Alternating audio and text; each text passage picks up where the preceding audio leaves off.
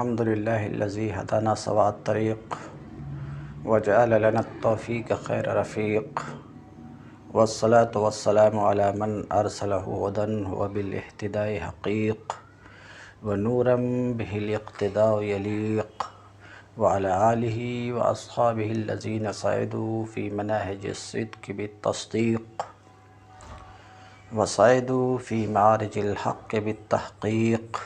اما بعد، فاعوذ باللہ من الشیطان الرجیم، بسم اللہ الرحمن الرحیم۔ رب اشرح لی صدری ویسر لی امری واحلل عقدۃ من لسانی یفقہوا قولی۔ باب العلم انواریہ ایجوکیشنل سوسائٹی و جامعہ انواریہ حیدرآباد انڈیا کے زیر اہتمام شرح تہذیب کا درس بفضلہ تعالیٰ قسطوار جاری ہے۔ آج کا درس وقد یقال الجزئی للأخص من الشیء وهو عام۔ قوله وقد یقال الى آخرہ یعنی ان لفظ الجزئی کما یطلق علی المفہوم الذی یمتنع صدقہ علی کثیرین کذالک یطلق علی الأخص من شیء۔ مصنف کا قول، شارح کہتے ہیں قولہ اس کا قول، اس کا کس کا؟ مصنف کا قول۔ کیا؟ وقد یقال، مصنف کا یہ قول۔ آخر تک مصنف کے اس قول کی شرح یہ ہے، ایسا شارح کہتے ہیں۔ جو کچھ شارح کہنا چاہ رہے ہیں وہ یہ ہے کہ اب سے ذرا پہلے مفہوم کی تقسیم کرتے ہوئے مصنف کہتے ہیں ہم نے بتایا کہ مفہوم کی دو قسم ہیں، ایک کلی اور ایک جزئی۔ پھر ہر ایک کی تعریف بھی آپ کے سامنے پیش کیے، ایسا مصنف کہتے ہیں۔ تو جزئی کی تعریف اور جزئی کا معنی آپ نے سن لیا۔ مشہور لفظ میں وہ مفہوم جس کا نفس تصور اس کو کثیرین پر صادق آنے سے منع کرے، جزئی کا یہ معنی آپ نے سن لیا۔ مگر آپ کو معلوم رہے، آپ کو پتہ رہے، آپ کو خبردار ہونا چاہیے کہ جزئی کا لفظ اس معنی پر تو بولا ہی جاتا ہے جو آپ نے پہلے سنا۔ جزئی کا لفظ ایک معنی پر اور بھی بولا جاتا ہے۔ کون سے معنی؟ اخص من شیء اخص تحت العام، اس پر بھی بولا جاتا ہے۔ اس گفتگو سے آپ سمجھ گئے ہوں گے کہ جزئی کا لفظ دو معنی کے درمیان مشترک ہے، یعنی لفظ جزئی بولا جاتا ہے، کبھی اس سے مراد جزئی کا ذکر کردہ معنی لیا جاتا ہے، یعنی ما یمتنع الی آخرہ۔ تو جزئی بول کر کے کبھی وہ معنی مراد لیا جاتا ہے، اور جزئی بول کر کبھی اخص تحت العام، اخص من شیء یہ معنی مراد لیا جاتا۔ تو آپ سمجھ گئے ہوں گے کہ لفظ جزئی دو معنی کے درمیان مشترک ہے۔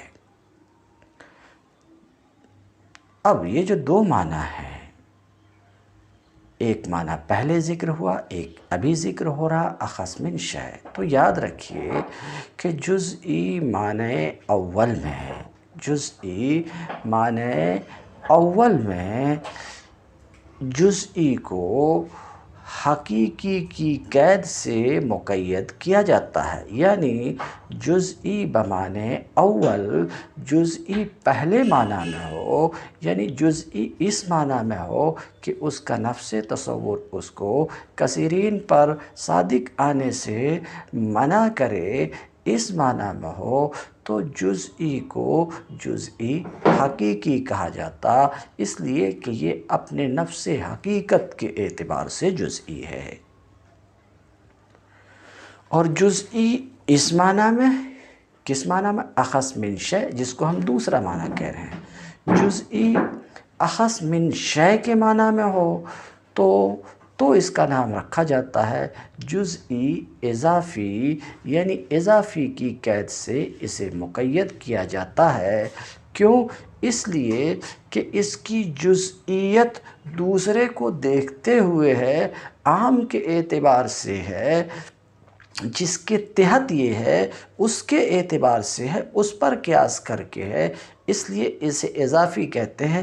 یہاں تک کہ اگر اس سے عام کوئی چیز نہ ہو تو پھر یہ جزئی بھی نہیں ہو سکے، جزئی بھی نہ، یعنی جزئی اضافی نہ ہو سکے۔ تو چونکہ اس کی جزئیت دوسری شے یعنی اس سے عام چیز کے اعتبار سے ہے، اس سے عام چیز کے اعتبار سے ہے، اس لیے اس وقت اس کا نام اضافی رکھا جاتا ہے۔ تو بات صاف ہو چکی ہے کہ جزئی دو معنی کے درمیان مشترک ہے۔ کون؟ ایک وہ معنی جس کا نفس تصور اس کو کثیرین پر صادق آنے سے منع کرے۔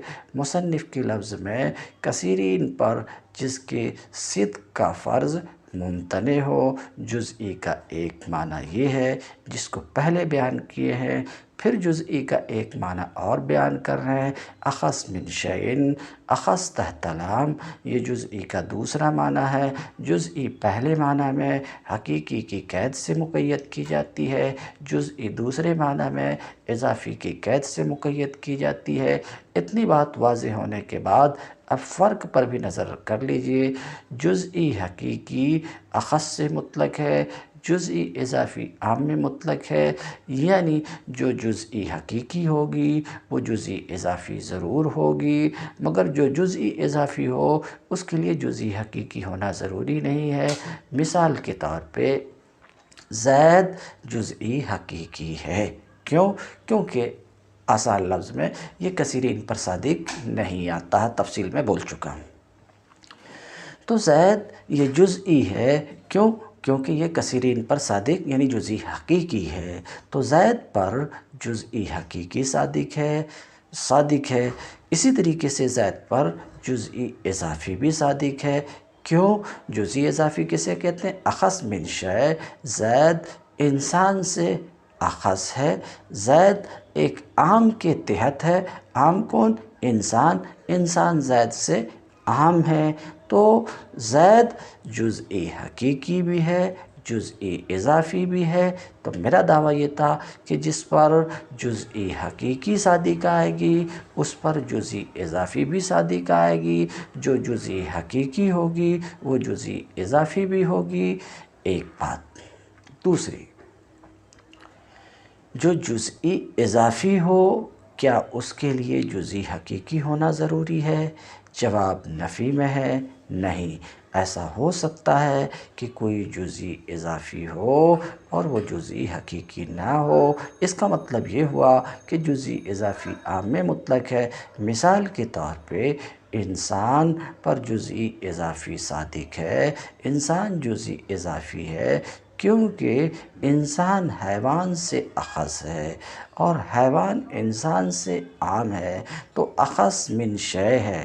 انسان ایک عام کے ماتحت ہے، عام کے تحت ہے، عام کے نیچے درج ہے، تو یہ جزئی اضافی ہے، انسان جزئی اضافی ہے کیونکہ اخص من الحیوان ہے، تو انسان جزئی اضافی ہے مگر جزئی حقیقی نہیں ہے۔ کیوں؟ کیونکہ یہ کثیرین پر صادق آتا ہے۔ جزئی حقیقی تو اسے کہتے ہیں جو کثیرین پر صادق نہ آئے۔ صرف اتنے سے لفظ کو لے کر کے نہ اڑیے گا، باقی تفصیل پیچھے گزر چکی۔ یہاں اعتراض نہیں کیجیے گا کہ واجب الوجود بھی کثیرین پر صادق نہیں آتا، اس لیے اسے بھی آپ کی تعریف میں جزئی حقیقی ہو جانی چاہیے۔ وہ لمبی گفتگو ما سبق میں ہو چکی ہے، ہر بار لمبی گفتگو دہرائی نہیں جا سکتی۔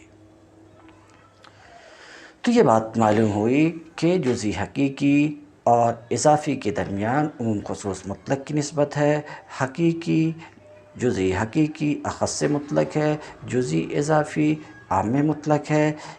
یہ بات معلوم ہوئی، یہ بات بھی معلوم ہوئی کہ جزئی دو معنی کے درمیان مشترک ہے، ایک گزرا ہوا معنی اور ایک اخص من شیء۔ یہ دو بات پہلے دیکھیں پھر آگے دیکھیں گے۔ قولہ وقد یقال، مصنف کا قول وقد یقال الی آخرہ، یعنی قد یقال الجزء للاخص من الشیء وہو اہم، یعنی کہ لفظ جزئی، شارح کہتے ہیں لفظ جزئی جس طریقے سے اس مفہوم پر بولا جاتا ہے، کس مفہوم پر؟ کہ وہ مفہوم جس کے کثیرین پر صدق کا فرض ممتنع ہو، اسی طریقے سے جزئی کا لفظ اس مفہوم یعنی اخص من شیء پر بھی بولا جاتا ہے، اخص من شیء پر بھی بولا جاتا ہے۔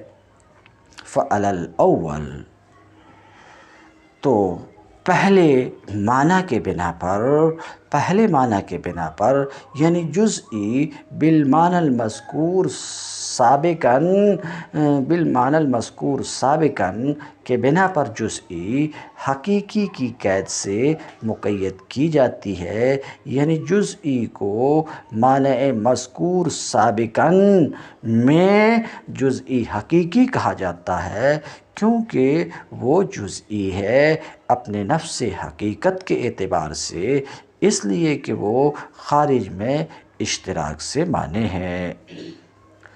تو یہ جزئی کا معنی رہا۔ تو پہلے معنی کے بنا پر یعنی جزئی معنی مذکور سابق کے بنا پر مقید کی جاتی ہے حقیقی کی قید سے، وعلی الثانی، اور دوسرے معنی کے بنا پر اخص من شیء، دوسرا معنی کیا تھا؟ اخص من شیء، دوسرے معنی کے بنا پر جزئی مقید کی جاتی ہے اضافی کی قید سے، یعنی دوسرے معنی میں جزئی کو جزئی اضافی کہا جاتا ہے۔ کیوں؟ اس لیے کہ جزئی بمعنی ثانی کی جزئیت اپنے مافوق کی طرف، اپنے اوپر والے کی طرف اضافت کرتے ہوئے ہے، حقیقت کے اعتبار سے نہیں ہے۔ والجزئی، یہ گفتگو ہو چکی، پہلی گفتگو ہوئی کہ جزئی دو معنی کے درمیان مشترک ہے، معنی اول میں حقیقی کی قید سے مقید کی جاتی، معنی ثانی میں اضافی کی قید سے مقید کی جاتی ہے، ایک گفتگو ہو چکی۔ دوسری بات یہ اب کہ جزئی حقیقی اور اضافی کے درمیان نسبت کیا ہے، تو کہتے ہیں جزئی بمعنی ثانی، جزئی بمعنی ثانی یہ عام ہے جزئی بمعنی اول سے، بلفظ دیگر جزئی اضافی عام ہے جزئی حقیقی سے۔ کیوں؟ اس لیے کہ ہر جزئی حقیقی وہ کسی مفہوم عام کے تحت ہوتی ہے۔ کیوں؟ اس لیے کہ جزئی حقیقی ہی شخص ہے اور وہ ماہیت کلیہ کے تحت ہوا کرتی، اس ماہیت کلیہ کے تحت جو تشخصیات سے خالی ہے، اور شخص وہ ماہیت ہے جو تشخص سے مقید ہے۔ والماہیت المعرات، اور وہ ماہیت جو تشخصیات سے خالی ہے وہ مطلقہ ہے، لہذا عام ہے لوجود ہی فی ذالک الجزئی، اس جزئی میں اور دوسرے میں اس کے پائے جانے کی وجہ سے۔ تو ہر جزئی حقیقی کسی مفہوم عام کے تحت ضرور ہوگی، نہیں کچھ تو کم سے کم مفہوم شیء اور امر کے تحت تو ہوگی۔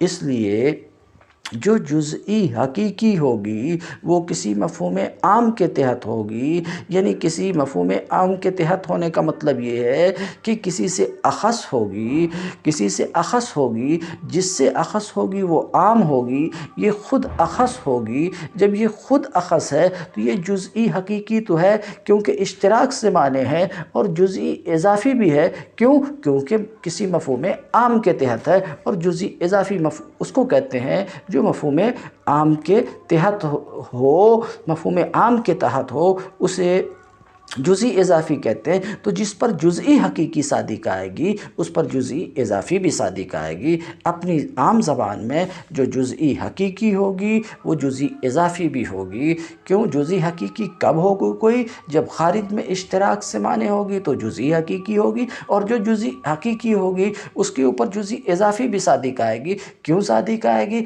اس لیے کہ جو جزئی حقیقی ہوگی وہ کسی مفہوم عام کے تحت ہوگی، وہ کسی مفہوم عام کے تحت ہوگی، تو مفہوم عام اس کے اوپر صادق آئے گا، مفہوم عام اس کے اوپر صادق آئے گا تو وہ اخص من عام ہوئی، اور اخص من عام، اخص من الشیء، یہ جزئی اضافی ہے۔ تو جو جزئی حقیقی ہوگی یعنی جس پر جزئی حقیقی صادق آئے گی اس پر جزئی اضافی بھی صادق آئے گی۔ یہ پہلی بات رہی، پہلا دعویٰ کہ جو جزئی حقیقی ہوگی وہ جزئی اضافی ضرور ہوگی، جس پر جزئی حقیقی صادق آئے گا اس پر جزئی اضافی بھی صادق آئے گا۔ مثلا زید جزئی حقیقی ہے، کیوں؟ اشتراک سے معنی ہے خارج میں، تو جزئی اضافی بھی ہے، کیوں؟ اس لیے کہ زید عام ہے، زید اخص ہے کس سے؟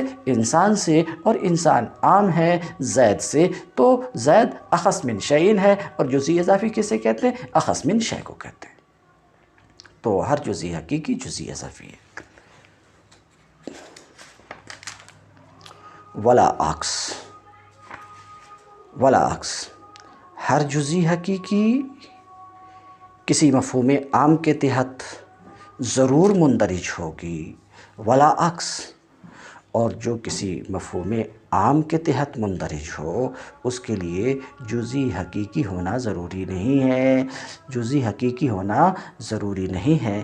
جیسے کہ انسان حیوان کی طرف نظر کرتے ہوئے، یہ مفہوم عام کے تحت درج ہے، انسان اخص ہے، حیوان عام ہے، تو یہ اخص عام کے تحت ہے، تو جزئی اضافی تو ہے مگر جزئی حقیقی نہیں ہے۔ تو پتہ چلا کہ جو کسی مفہوم عام کے تحت ہو اس کے لیے جزئی حقیقی ہونا ضروری نہیں، جیسے کہ انسان جزئی اضافی تو ہے مگر جزئی حقیقی نہیں ہے۔ بات ختم ہو چکی۔ تو دو باتیں اب تک ہوئی۔ نمبر ایک، جزئی کے دو معنی ہیں، یعنی جزئی دو معنی کے درمیان مشترک ہے۔ جزئی بمعنی اول اس کا نام جزئی حقیقی رکھا جاتا ہے، جزئی بمعنی دوم اس کا نام جزئی اضافی رکھا جاتا ہے، پہلی بات۔ دوسری بات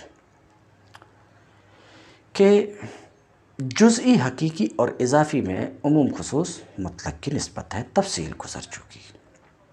جو مصنف کی عبارت سے مقصود تھا شارح اس کو واضح کر چکے ہیں کہ مصنف اپنی عبارت سے یہ دو فائدہ آپ کو پہنچانا چاہتے ہیں، اور یہ دو فائدے اس طریقے سے ہیں۔ نمبر ایک، جزئی مشترک ہے دو معنی کے درمیان۔ نمبر دو، جزئی حقیقی اخص سے مطلق اور جزئی اضافی عام میں مطلق ہے۔ یہ دو فائدے آپ کو پہنچانا چاہتے تھے، شارح اس بات کو واضح کر چکے ہیں۔ اب اس بات کے واضح کرنے کے بعد ذرا لطف لینا چاہ رہے ہیں۔ وَلَكَ أَن تَحْمِلَ قَوْلَهُ وَهُوَ عَامٌ عَلَى جَوَابِ سُؤَالٍ مُقَدَّرٍ۔ آپ مصنف کے قول وَهُوَ عام کو ایک سوال مقدر کے جواب پر بھی محمول کر سکتے ہیں۔ وَهُوَ عام، کہاں پر یہ قول ہے؟ جزئی اخص من الشیء پر بولا جاتا ہے، یہ عام ہے، وَهُوَ عام، اور یہ کیا ہے؟ عام ہے۔ تو شارح کہتے ہیں کہ مصنف کی قول مصنف کی قول وہو عام کو ایک سوال مقدر کے جواب پر بھی آپ محمول کر سکتے ہیں۔ سوال کی تقریر یہ ہے کہ جزئی کی تعریف اخص من شیء سے، سوال یہ ہے کہ جزئی کی تعریف مصنف نے کس سے کی؟ اخص من شیء، الاخص من شیء۔ تو جزئی کی تعریف اخص من شیء سے، یہ تعریف بالاخص ہے۔ یہ تعریف جزئی کی تعریف الاخص من شیء سے، یہ تعریف بالاخص ہے، اور تعریف بالاخص ناجائز ہے۔ مثلا حیوان کی تعریف اخص انسان کے ذریعے سے جائز نہیں ہے، کیونکہ یہ تعریف معرف کے افراد کو جامع نہیں ہے۔ تو مصنف نے جزئی کی تعریف اخص من شیء سے کی، اور یہ اخص جس سے کی یہ اخص ہے، ابھی میں اس کو واضح کروں گا، یہ اخص ہے، تو جزئی کی تعریف اخص من شیء سے یہ تعریف بالاخص ہے، اور تعریف بالاخص جائز نہیں ہے۔ تو مصنف کی یہ تعریف و تفسیر جائز نہیں ہے۔ کیوں جائز نہیں ہے؟ اس لیے کہ تعریف بالاخص جامع نہیں ہوتی، تو یہاں بھی ایسا ہی ہے، یہ تعریف بھی جامع نہیں ہے۔ کیوں؟ اس لیے کہ سابق سے اخص کا معنی جو سمجھ میں آیا، سابق کا مطلب ٹھیک اس سے پہلے نسبتوں کا بیان ہے، ٹھیک اس سے پہلے، اس بیان سے پہلے نسبتوں کا بیان ہوا کہ دو کلی کے درمیان چار نسبتوں میں سے کوئی ایک نسبت ضرور ہوگی، تو اس میں اخص کا بھی بیان گزرا، اور اس میں اخص کا معنی مصنف نے یہ سمجھایا کہ اخص وہ کلی ہوتی ہے جس پر دوسری کلی کلی طور پہ صادق آتی، اور وہ خود دوسری کلی پر کلی طور پہ صادق نہیں آتی۔ تو ما سبق میں اخص کا معنی جو مصنف نے بتایا، اس کا حاصل یہ ہے کہ اخص کلی ہوتی۔ تو جزئی کی تفسیر جب انہوں نے اخص سے کی، جزئی کی تفسیر انہوں نے اخص سے کی، تو گویا کہ جزئی کی تفسیر کلی سے کی، کیونکہ اخص جو ذرا پہلے جانا گیا وہ اخص جو ذرا پہلے جانا گیا وہ کلی ہوتی، تو گویا کہ جزئی کی تفسیر اخص سے، جزئی کی تفسیر کلی سے ہے، اور جزئی کی تفسیر کلی سے یہ تفسیر بالاخص ہے۔ کیوں؟ اس لیے کہ یہ جزئی جو جزئی اضافی ہے، یہ صرف کلی ہی نہیں ہوتی بلکہ جزئی بھی ہوا کرتی، یہ صرف کلی ہی نہیں ہوا کرتی بلکہ جزئی بھی ہوتی۔ تو اس جزئی کے دو افراد ہیں، ایک فرد کلی ہے، ایک فرد جزئی ہے، اور جو تعریف اخص سے کر رہے ہیں وہ صرف کلی ہے۔ تو جزئی کی تفسیر اخص سے، جزئی کی تفسیر کلی سے ہے، اور جزئی کی تفسیر کلی سے یہ تفسیر بالاخص ہے، اور تفسیر بالاخص ناجائز ہے۔ تو آپ نے دیکھا کہ جزئی کی تفسیر اخص من شیء سے یہ جزئی کی تفسیر بالاخص کیسے ہے؟ پھر سے میں ایک بار اپنے اطمینان کے لیے بیان کر دوں کہ جزئی کی تفسیر انہوں نے کی الاخص من شیء سے۔ جزئی کسے کہتے ہیں؟ اخص من شیء کو کہتے ہیں، اور اخص جس کو ذرا دیر پہلے مصنف نے بیان کیا وہ کلی ہے۔ تو گویا کہ جزئی کی تفسیر ہو گئی کلی سے، اور جزئی کی تفسیر کلی سے یہ تفسیر بالاخص ہے۔ کیونکہ یہ جزئی جو اضافی ہے، یہ جزئی صرف کلی نہیں ہوتی بلکہ جزئی حقیقی بھی ہوا کرتی ہے، تو اب جزئی کی تفسیر اخص سے جزئی کی تفسیر کلی سے ہوئی، اور اس جزئی کے دو فرد ہیں، ایک کلی اور ایک جزئی، دو فرد ہیں، تو جزئی کی تفسیر اخص سے گویا کہ اس کے ایک فرد خاص سے تفسیر ہوئی، تو یہ تفسیر بالاخص ہے، اور تفسیر بالاخص جائز نہیں ہے۔ کہتے ہیں اس لیے کہ سابق سے اخص کا معنی یہ مفہوم ہوا ہے کہ اخص وہ کلی ہے جس پر دوسری کلی کلی طور پہ صادق آئے، اور جزئی اضافی کبھی جزئی حقیقی بھی ہوتی تو جزئی حقیقی جزئی کی تعریف سے جزئی اضافی کی تعریف سے نکل گئی تو یہ تعریف جامع نہیں ہوئی۔ یہ ایک سوال یہاں ایک اعتراض وارد ہو رہا تھا مصنف کی عبارت، کون سی عبارت پر؟ للأخص من الشیء، الجزئی للأخص من الشیء، جزئی اخص من الشیء پر بولی جاتی ہے۔ مصنف کی اس عبارت پر یہ اعتراض وارد ہو رہا تھا، ایسا شارح کہتے ہیں، میں نہیں کہتا ہوں کہ مصنف کی اس عبارت پر یہ اعتراض وارد ہو رہا تھا۔ تو اس اعتراض کا جواب دیتے ہوئے وہ عام مصنف نے کہا، یعنی مصنف کا قول وہ عام، یہ اسی سوال مقدر کا جواب ہے، ایسا شارح کہہ رہے ہیں۔ تو اس کا جواب دیتے ہوئے کہا کہ مراد اخص سے یہاں پر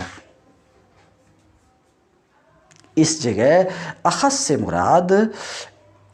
مراد یہاں پر عام ہے اس اخص سے جس کا پہلے ذکر ہوا، کہتے ہیں یہ عام ہے سابق سے، یعنی جس پر دوسری شے کلی طور پر صادق آئے اور خود وہ دوسری پر کلی طور پہ صادق نہ آئے تو یہ جزئی حقیقی کو بھی شامل ہے، ایسا شارح کہتے ہیں۔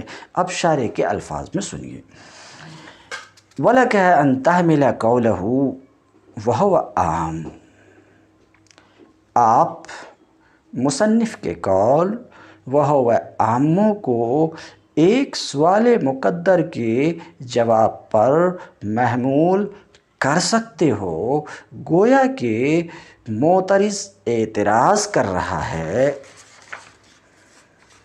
کہ اخص جو پہلے جانا گیا وہ کلی ہے جس پر دوسری کلی کلی طور پہ صادق آئے، جس پر دوسری کلی کلی طور پہ صادق آئے اور خود وہ دوسری کلی پر کلی طور پہ صادق نہ آئے، اور جزئی اضافی کے لیے کلی ہونا تو ضروری نہیں ہے بلکہ جزئی اضافی کبھی جزئی حقیقی بھی ہوتی ہے۔ تو جزئی اضافی کی تفسیر اخص بئی معنی سے یہ تفسیر بالاخص ہے۔ فاجاب بقولہ، تو مصنف نے اپنے قول وہو عام سے اس کا جواب دیا۔ کیا جواب دیا؟ الاخص المذکور ہا ہنا عام من المعلوم سابقاً، الاخص المذکور ہا ہنا عام من المعلوم سابقاً آنفا۔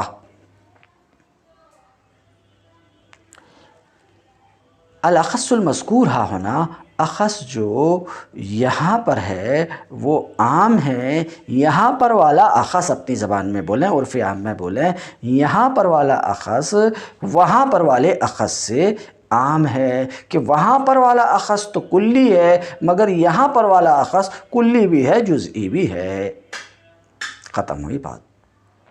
مگر شارح پر ایک سوال کہ آپ کہہ رہے ہیں کہ مصنف کا قول وہو عام سوال مقدر کا جواب ہے، یہ مقام تو جزئی کے دونوں معنوں کے درمیان نسبت کے بیان کا ہے، تو نسبت کا بیان تو نہیں ہو سکا۔ تو شارح کہتے ہیں سوال مقدر کے جواب کے ضمن میں نسبت کا بیان بھی ہو گیا۔ کیسا بیان ہوا؟ کیونکہ سوال مقدر کے جواب میں ابھی کہا گیا کہ یہ اخص عام ہے، یہ اخص عام ہے پہلے والے اخص سے، کہ پہلے والا اخص وہ صرف کلی مگر یہ کلی بھی اور جزئی بھی۔ تو یہ بات تو التزامی طور پر یہ بات معلوم ہو گئی کہ جزئی بئی معنی یعنی جزئی اضافی کیا ہوتی ہے؟ کلی بھی ہوتی ہے اور جزئی حقیقی بھی ہوتی۔ تو اب نسبتوں کا بیان ہو گیا کہ جزئی اضافی کلی بھی ہوتی ہے اور جزئی بھی حقیقی بھی ہوتی، مگر جزئی حقیقی ایسی نہیں ہے۔ تو نسبتوں کا بیان ہو گیا کہ جزئی اضافی عام میں مطلق ہے اور جزئی حقیقی اخص سے مطلق ہے۔ اسی سے یہ بات بھی معلوم ہو جاتی کہ جزئی بئی معنی یعنی معنی ثانی میں یعنی جزئی اضافی عام ہے جزئی حقیقی سے، فیعلم بیان النسبت التزاماً، تو نسبت کا بیان بھی التزامی طور پر معلوم ہو جاتا ہے۔ شارح کہتے ہیں میں جو ابھی ذکر کیا کہ آپ مصنف کی عبارت وہو عام کو سوال مقدر کے جواب پر محمول کر سکتے ہیں، میں جو ابھی پیش کیا سوال مقدر کے جواب پر محمول کر سکتے ہیں، یہ میری اپنی تلاش نہیں ہے بلکہ ہمارے بعض استاذ کے فوائد میں سے ہیں۔ انہوں نے یہ تقریر ہم پر کی اور ہم نے آپ تک پہنچا دی۔ معاشی کہتے ہیں کہ بعض مشائخ سے شارح کی مراد شاید محقق دوانی ہیں جو شارح کے استاذ بھی ہوتے ہیں۔ یہ ہمارے بعض مشائخ کے فوائد میں سے ہیں۔ طاب اللہ ثراہ، اللہ خوشگوار بنائے ان کی خوابگاہ۔ تم الدرس اليوم وآخر دعوانا ان الحمد للہ رب العالمین۔